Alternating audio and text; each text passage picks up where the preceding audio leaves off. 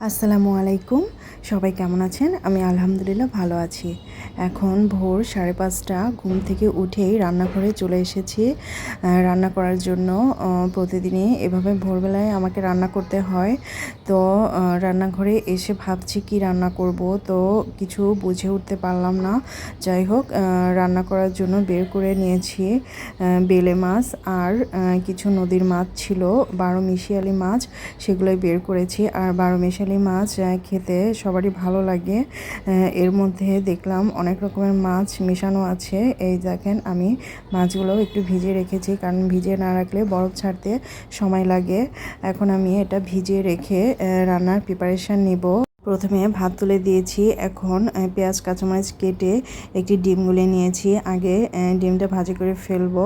তো কড়াইতে তেল দিয়ে দিলাম। আমি ডিম ভাজি কাঁচামরিচ, পেঁয়াজ আর লবণ দিয়ে একটু ডলে ডিমটা এভাবে ভাজি করে থাকি। আর ডিম ভাজি প্রায় প্রতিদিনই আমার করা হয়ে থাকে। আমার হাজব্যান্ডকে একটা করে ডিম আমি সিদ্ধ করে দেই, আবার কখনো ভাজি করে দিই। সে ভাতের সাথে বা পরোটার সাথে খেয়ে বের হয়। তো ডিম ভাজি করা আমার হয়ে গেছে এখানে। এটা এরপরে আমি আরও দুটো ডিম ভাজি করব। এই তো আরও একটা ভাজি আর একটা ফ্রাই প্যানে তুলে দিয়েছি। সকালবেলার কাজের চাপ একটু বেশি থাকে, তাই ঝটপট কাজ করতে হয়, তা না হলে কাজ অনেক পিছিয়ে পড়তে হয়।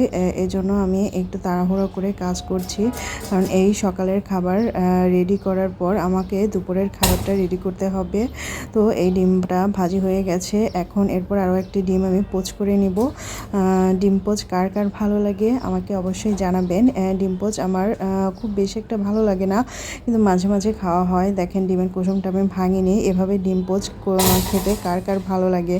এই কুসুমটা আস্ত রেখেছি ভাতের সাথে, গরম ভাতের সাথে কুসুমটা যখন ভেঙে খাবো তখন খুবই মজা লাগবে। তো এর মধ্যে শুধু একটু লবণের ছিটা দিয়েছি, আর কিছু দেইনি, পেঁয়াজ মরিচ দেইনি। এভাবেই ডিম পোচ করে খেতে ভালো লাগে। তো আমার ডিম ভাজি করা হয়ে গিয়েছে। এখন আমি দেখেন এখানে কাঁচা পেঁয়াজ, রসুন কয়েক টুকরো ছিলে নিয়েছি, আর অনেকগুলো শুকনো মরিচ দেখতে পাচ্ছেন। এগুলো এখন আমি ডাল রান্নার জন্য রেডি করেছি। ডালটা আমি আগেই ফোটাতে দিয়েছি। ডাল ফোটানো প্রায় শেষের দিকে, তাই একটু চামচ দিয়ে গলিয়ে নিচ্ছি। কোনো পাতলা ডাল করব না, ডালটা ভুনা করব। আর ডালটা ভুনা করার জন্য আমাকে কয়েকটা শুকনো মরিচ নিতে হবে। আর শুকনো মরিচটা আগে আমি তেলে ভেজে এটা তুলে রাখবো। আর এই শুকনো মরিচটা পরে ডলে ডালের মধ্যে দিব। তারপরে রসুনগুলো আমি থেতো করে নিয়েছি। এবার তেলের মধ্যে আগে রসুন ছেড়ে দিলাম, পেঁয়াজ কুচি ছেড়ে দিলাম।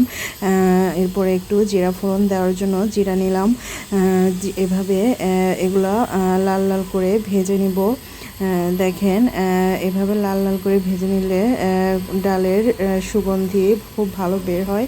এরপর আমি শুকনো মরিচগুলো ডলে নিচ্ছি, গুঁড়ো করে নিয়ে এগুলা ডালের উপরে আমি ছেড়ে দিব। তাহলে ডাল আর ভুনাটা খুবই মজা হয়।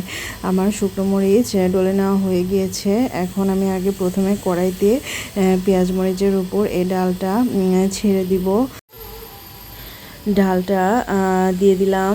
এরপর এই ডালের উপরে এই যে শুকনো মরিচ গুঁড়ো করেছিলাম সেগুলো দিয়ে দিলাম। সামান্য পরিমাণে লবণ, হলুদ গুঁড়ো দিয়ে এর মধ্যে আবার একটুখানি পরিমাণে পানি ঢেলে দিব, যেন এই গুঁড়ো মশলাটা এই ডালের সাথে মিশে যায়। পানি ঢেলে দিলাম। এখন খুব ভালো করে আস্তে জাল দিয়ে এটা নাড়াচাড়া করব। আর লবণ লাগবে কিনা আবার একটু চেখে দেখবেন, তাহলে ভালো হবে। এই দেখেন আমার ডালের ফাইনাল লুক। ডালটা খুবই মজা হয়েছিল, খেয়ে দেখলাম। আর ডালটা আমি এভাবে প্রায় রান্না করে থাকি। এখন আমি সকালের খাবার খাবো।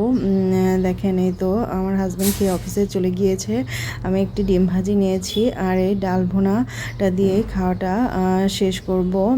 তো এই দেখেন, আমার কাছে তো সকালবেলা মাঝে মাঝে ডিম ভাজি খেতে খুব ভালো লাগে। আমি প্রতিদিন ডিম ভাজি খাই না, সিদ্ধ খেয়ে থাকি। হঠাৎ হঠাৎ ডাল বা অন্য কিছুর সাথে ডিম ভাজি খেয়ে থাকি। এই তো ডিম ভাজিটা ভালোই হয়েছে। তো আপনারা সকালবেলা কী দিয়ে নাস্তা করেন আমাকে অবশ্যই জানাবেন। আমি একটু বেশিরভাগ টাইমে সকালের খাবার হিসেবে ভাতটাই রান্না করে থাকি, শুকনো ভাত। এজন্য এর মধ্যে একটু ডাল ঢেলে নিলাম, এখন মাখিয়ে খেতে খুবই মজা লাগবে। ডিম ভাজির সাথে ডালের কম্বিনেশনটা খুবই ভালোভাবে যায়। সেই ছোটোবেলা থেকে দেখে এসেছি আমার আম্মু এভাবেই ডাল করলে ডিম ভাজি করতো, সাথে আলু ভর্তা করতো ও বিভিন্ন রকমের ভর্তা করতো। তো আমি সময় স্বল্পতার জন্য আলু ভর্তাটা করতে পারিনি। আমার কাছে এই খাবারগুলোই সকালের নাস্তা হিসেবে খুবই ভালো লাগে। তো আমার খাওয়া প্রায় শেষের দিকে। আমার ভিডিও যদি আপনাদের ভালো লেগে থাকে তো দেখার চেষ্টা করবেন, নিয়মিত ভিডিও দিব। ভালো থাকবেন সবাই, আল্লাহ হাফেজ।